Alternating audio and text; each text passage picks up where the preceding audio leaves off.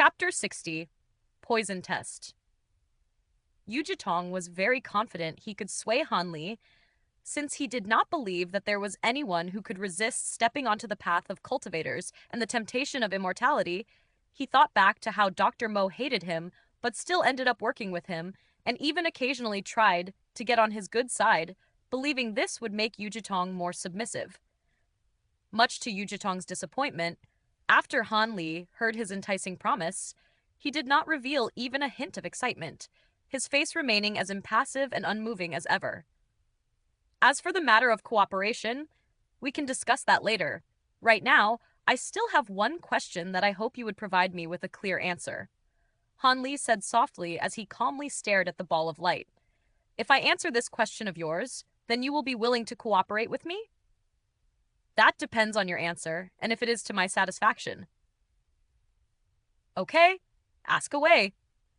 Yu Jitong promised immediately and demonstrated his understanding of the concept that one must learn how to yield under pressure.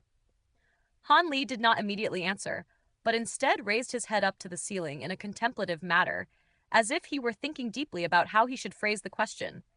Seeing Han Li's solemn face, Yu Jitong couldn't help but feel a sense of fear creep up within his heart as he himself wondered what kind of headache-inducing question Han Li would ask him. I want to know if there are any negative side effects from devouring Dr. Mo and a portion of your own soul, because I currently feel a pain in my head, almost as if it's being filled to the point of exploding with information that I am unable to recognize, said Han Li, finally mentioning the one worry he had since he had woken up. After listening this question and realizing that Han Li was worried about such a small problem, Yu Jitong immediately felt unease in his heart dissipate, and even his voice lightened up. Hey! So you were worried about this? Well, little brother, you worry too much. In fact, you don't need to put this matter at heart.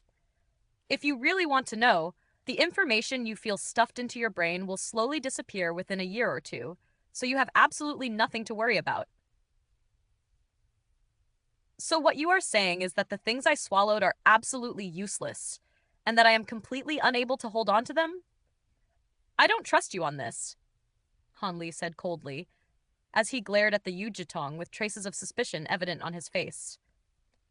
Saying that you can't even hold on to a bit of it is not actually true, but what you can hold on to is indeed only a small portion of it. Yu Jitong quickly added onto his explanation out of fear that Han Li would misunderstand something. For example, you will be unable to touch the included memories, experiences, and emotions, and even if there is a high chance that you will instantly become mentally crippled. Your personality will develop split versions of itself, your consciousness will collapse, and your brain will ultimately burst, leading to your death. You have to understand that the soul is the most precious thing a person can possess. How can it be so easily combined with other things? It is true that you can absorb someone else's soul and have it temporarily rest in your subconscious, but to make it your own is simply wishful thinking. Otherwise, if a simple body possession can allow you to absorb all of one's memories, experiences, chi techniques, then wouldn't that cause the whole world to fall into chaos? If things were that simple, then who would honestly practice cultivation along with going out and exploring the different realms of this world, when they could obtain all this through simply possessing someone else's body? Once a soul has been consumed, the only thing that can be used is a little bit of the energy the devoured soul has left, which could then be used to bolster one's own reservoir of energy for a short amount of time.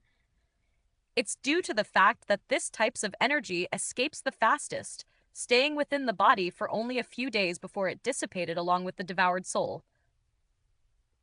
Once it's gone, you will be unable to use it. As Han Li continued to listen to Yu Jitong's explanation, he slowly put down the last strand of doubt he carried within his heart, because he could tell from Yu Jitong's tone that he was not lying. After all, it became increasingly obvious that Yu Jitong was seeking out a similar cooperation with Han Li, similar to the one that he had with Mo Jurin. He knew that Han Li was testing him, so he did not dare to lie. When Yu Jitong finished the last sentence of his explanation, he saw Han Li nod his head and couldn't help but feel a sense of relief as he knew that Han Li believed him. At the same time that Yu Jitong brightened up a bit, he asked hurriedly, "Little brother Han, it seems like you are satisfied with the answer I provided. So don't you think that now would be a good time to discuss our terms of cooperation?" "Of course. Being able to work with a cultivator is my utmost pleasure," Han Li said in a sincere tone, flashing a big smile that revealed his white teeth that gleamed in the candlelight. "Really?" Yu Jitong asked excitedly in disbelief, as he did not even have to try to persuade Han Li, who agreed all by himself. "Of course," Han Li answered crisply. Then he pulled something out of his clothes and said to Yu Jitong in a familiar tone, "Now that we are partners, you wouldn't mind doing a small test for me before we discuss any further, right?" "Test?" Yu Jitong paused for a moment before looking at the familiar-looking cylindrical object in Han Li's hand, while a bad feeling crept back into his heart. "That correct? More specifically, a poison test." Han Li uttered these words as he lifted up the cylinder-shaped object before moving his thumb a little, which then caused some black liquid carrying a rancid smell to shoot out straight towards its target. "Ah!" Yu Jitong emitted a sharp and painful scream as the black liquid covered the whole green globe of light. The green globe dimmed significantly, showing that the injury he had received was not light. You dare attack me to poison me!" Yu Jitong screamed hoarsely, still in disbelief as he was unable to accept the event that just transpired. Han Li did not pay attention to Yu Jitong's angry shouts and instead reached for the dagger located on his belt just above his abdomen. He then swiftly unsheathed it with a shua, revealing a shiny blade. The dagger was one of those rarely seen jade daggers, which had blades that were incomparably flexible. The dagger in question was as wide as a knuckle and about half a meter long. Han Li only obtained this double-edged dagger by paying large amounts of money in order to get the blacksmith to custom make it according to Han Li's specifications. Since Han Li did not specialize in weapons, he did not have an opportunity to bring out this dagger during the struggle with Dr. Mo. But it seemed like the time has come for him to use it. Previously, Han Li had kept this weapon hidden on his body and almost didn't have an opportunity to use it. His face darkened, and his original smile disappeared by half the thought of almost not being able to use the dagger that he paid a large amount of money to obtain. He looked at the trembling ball of light with apathy, and, without saying a word, took a flying step forward as he savagely hacked at the green globe as if he were chopping a block of wood.